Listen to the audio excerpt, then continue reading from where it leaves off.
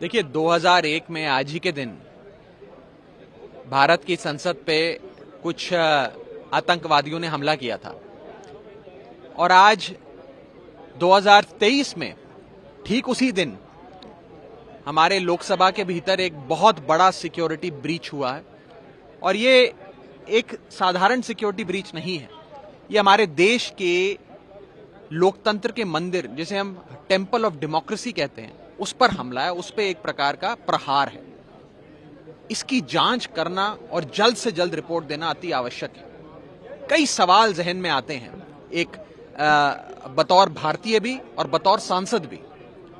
पहला कि कैसे कोई शख्स विजिटर गैलरी तक पहुंच सकता है और साथ में अपने साथ स्मोक कैन, गैस कैन लेके पहुंच सकता है, क्योंकि जब तक आप विजिटर गैलरी में पहुंचते हैं आप 3-4 लेयर ऑफ सिक्योरिटी को क्रॉस करते हैं। आपकी पूरी चेकिंग होती है, फ्रिस्किंग होती है, यहां तक कि आप अपना मोबाइल फोन तक वहां नहीं ले जा सकते।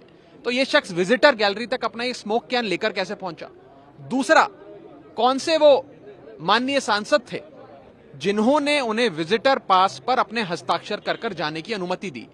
कोई भी शख्स विजिटर गैलरी में नहीं पहुंच सकता जब तक एक सिटिंग मेंबर ऑफ पार्लियामेंट अपने हस्ताक्षर से उनका पास नहीं बनवाते। तो वो कौन से मेंबर ऑफ पार्लियामेंट थे?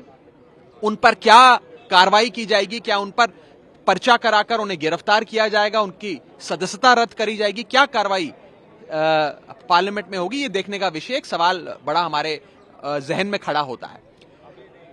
तीसरा बड़ा सवाल, जबकि हम जानते थे कि 2001 में आज ही के दिन हमला हुआ और आज उसकी एक मैं कहूं बरसी थी, और सुबह हमने फ्लोरल ट्रिब्यूट देकर उन वीर जवानों को श्रद्धांजलि भी दी।